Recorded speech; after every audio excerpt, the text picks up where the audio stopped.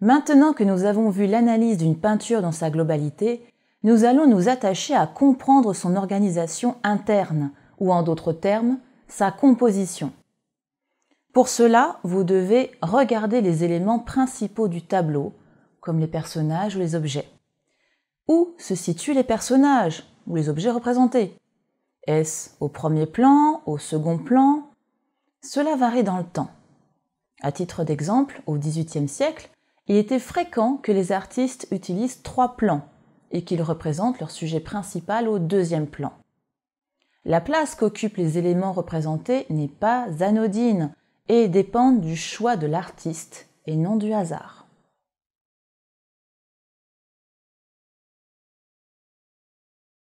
Vous devez regarder si vous voyez un regroupement de personnages ou d'objets au centre.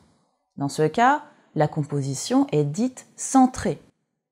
Est-ce qu'au contraire, les principaux éléments sont répartis de part et d'autre de l'œuvre? La composition se veut dispersée. Vous devrez également regarder si la composition donne une impression d'hiératisme ou de mouvement, une impression d'ouverture sur l'extérieur ou de fermeture. Lorsque vous observez une peinture, demandez-vous quels éléments vous avez vus en premier. Quels éléments vous ont sauté aux yeux? Quelles formes sont utilisées pour représenter les groupes de personnages ou d'objets? Voyez-vous une pyramide, des cercles, des rectangles? Comment ces formes sont-elles disposées?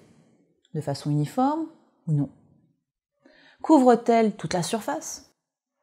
Notez-vous la présence d'un cadre propre à la peinture ou est-ce que le sujet déborde sur l'espace extérieur? Essayez à ce moment de prendre les éléments principaux de la peinture et de les réduire à leur essence même, c'est-à-dire des formes, des points forts ou des lignes qui dirigeraient votre regard. Tous ces éléments vous guideront pour comprendre l'organisation de l'image et ce sur quoi l'artiste essaye d'attirer votre attention. Dans le radeau de la Méduse, Géricault utilise des pyramides pour capter votre regard sur ce groupe de personnages. Nous voyons par exemple que Courbet, dans Enterrement à Ornans, a établi ces personnages dans une composition dense et linéaire. Au contraire, Tiepolo inclut ces personnages dans une composition en spirale. En général, l'artiste a construit sa peinture de manière à guider votre œil, d'où l'usage des lignes de force.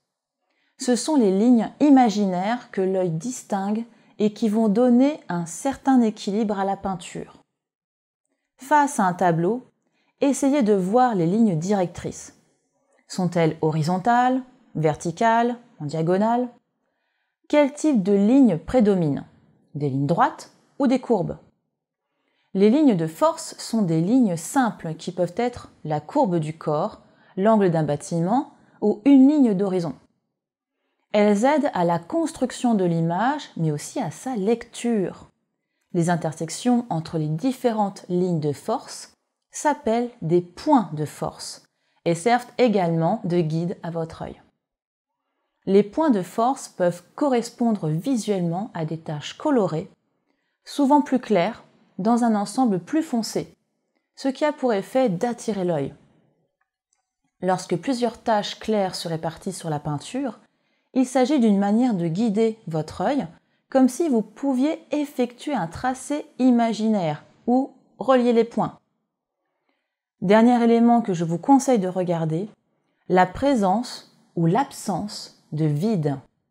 Le vide permet de créer un rythme avec le plein et de créer un silence qui joue un rôle particulièrement important pour l'appréciation de la peinture. Le vide peut être utilisé pour révéler certains détails. Le vide est d'ailleurs très utilisé dans la peinture extrême-orientale. Mais ça, c'est une autre histoire de l'art.